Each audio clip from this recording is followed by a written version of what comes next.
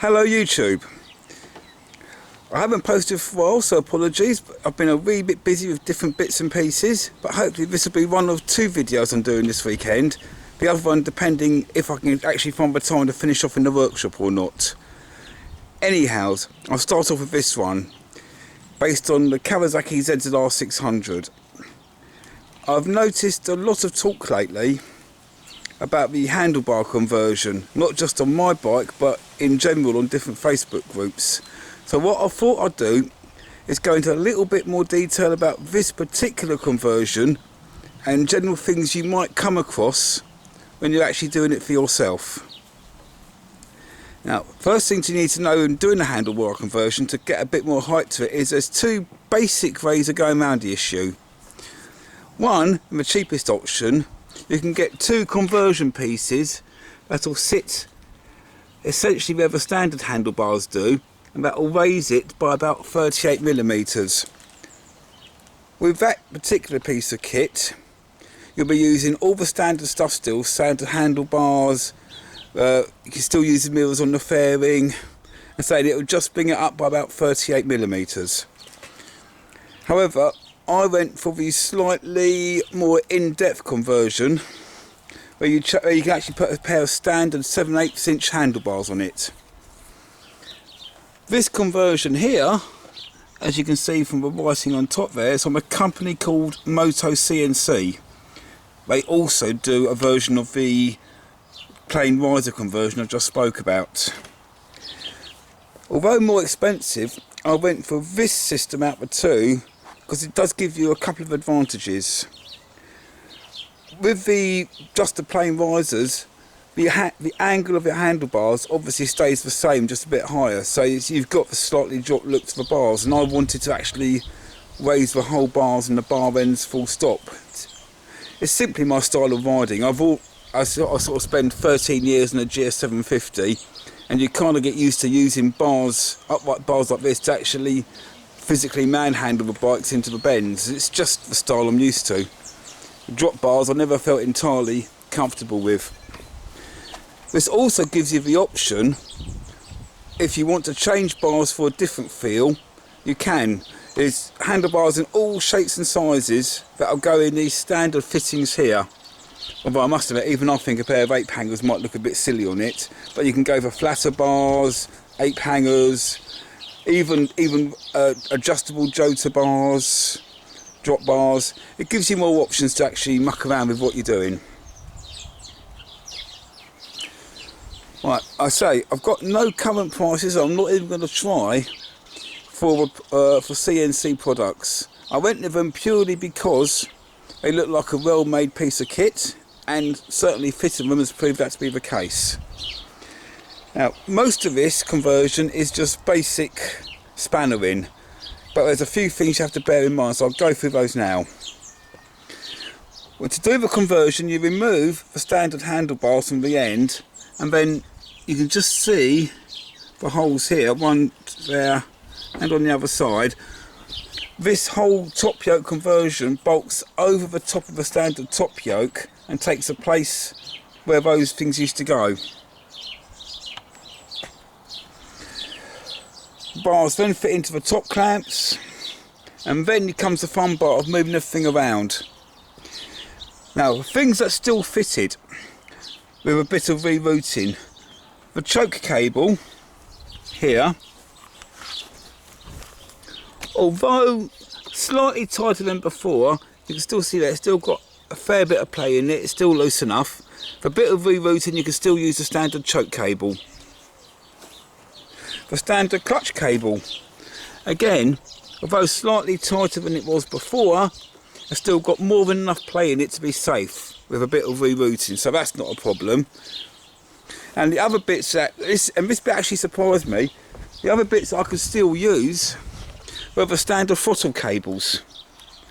Well, these needed quite a heavy reroute. Originally, they come out on the left side here, come all the way around the front here, and going to this side here, come through this hook affair here to come to the throttle. You can see here, all I've done here is I've changed the routing totally, so I come out the frame this side instead of the other side, come up inside the fork here and up to the handlebars. So they're not tight, they've got a good curve in them, and the throttle still works perfectly. Now obviously to reroute the choke and the throttle cables means having the petrol tank off and the airbox. Okay, but it's not a difficult job.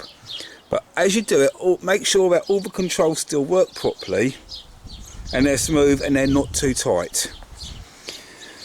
Right, to get full lock on these bars, as you can see, both sides, this is a double bubble screen, I've literally taken a lump out each side. And I've done this so I've kept the bubble in the centre to still blow the air over the top of my helmet rather than straight into my face.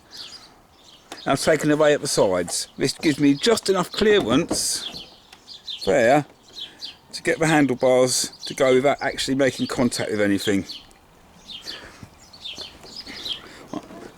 Right, the other thing that definitely has to be changed is the brake lines at the front, because the standard brake lines will not reach. Now initially on this I had hell lines, and if you see here there's two lines there. I use what I call the race system, which is two full length lines, one to each caliper. Obviously the standard setup is one single line there down to a splitter on the bottom yoke, and then a line from the splitter to each caliper. If you're running that system, you'll only have to change this single top hose here. Because I use the race system, I had to have both lines changed. Now this actually enabled me to find something interesting. We all use companies like Hell and Goodrich and people like that, but somebody recommended a local company on an industrial estate near to me, Rally Designs, and I took my old lines in, the Hell ones, told them how much longer I needed them to be, and when you come to that decision, measure carefully. You want slack in the system. Can you see there? You do not want these at all to be like bowstrings, okay? Because you've got to remember, if your front wheel becomes airborne, either going too fast over a bridge, anything like that, the forks can expand and lengthen, not just contract. And if you're very unlucky, it's always a possibility you could actually yank forcibly one of the brake lines out, particularly if the thread's not very good. Okay, so anyway, back to a point. I went into there, gave them the specifications I wanted, how much longer on each line, because bear in mind it's not just for length, you have to take in orientation of the fittings, everything else. Anyway, sat outside, twiddled my thumbs about 15 minutes, and they came out with two perfect braided lines for less than 20 quid. Now okay, admittedly the fittings aren't stainless steel like on the Hell ones, but so at a price like that you can't really knock it. And it's as simple as that. So apart from that, it's all basic spannering.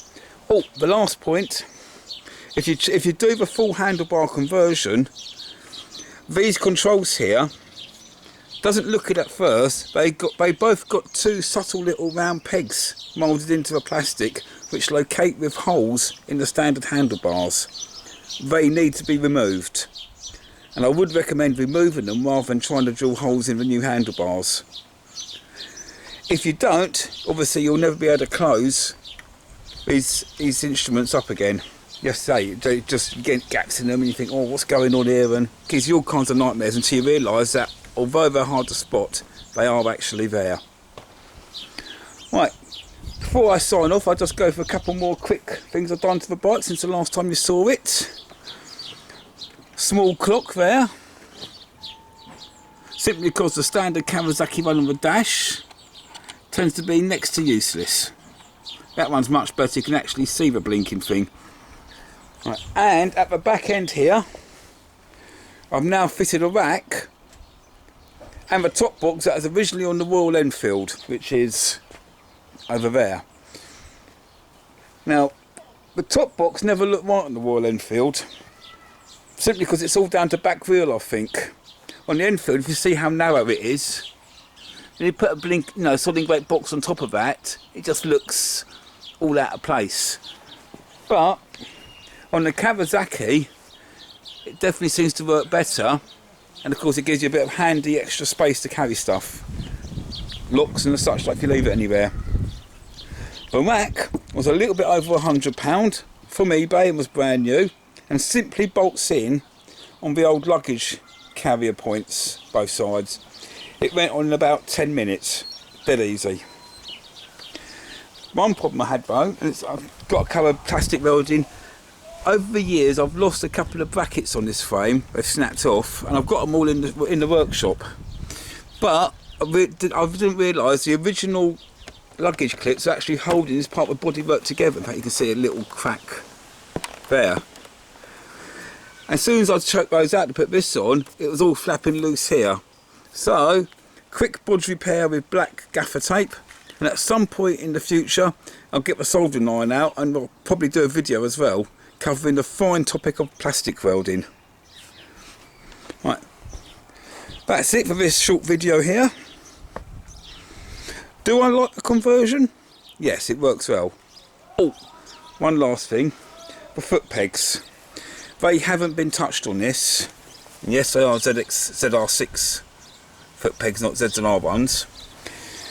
You can get adjustable foot pegs of these, but after an initial, you know, like hunting the footrest, like where's that gone? With these handlebars and foot peg combination, works really well. Even though I've raised the bars, at the moment it's sitting up there, but standard bar will be right down here. So I suppose I've raised it by about 7-8 inches, I think. But even with those bars, my feet still feel comfortable on those footrests and don't give me any pains. And it seems to me the adjustable foot pegs you get, there's no provision to adjust your rear brake lever or your gear lever. Now on a racing bike, that's probably fine, because these days you don't have any controls down there. You normally have an air shifter for the gears, and you have a small lever on the handlebars for a back brake on a racing bike, so your feet really don't do anything on a racing bike. But obviously on a road bike, you need to allow for this. So luckily, I'll say these will be staying standard because it works okay. Right, there you go, that's my conversion. Any questions, feel free to post or send me a message. Apart from that, ride safely and take care, and hopefully see you soon.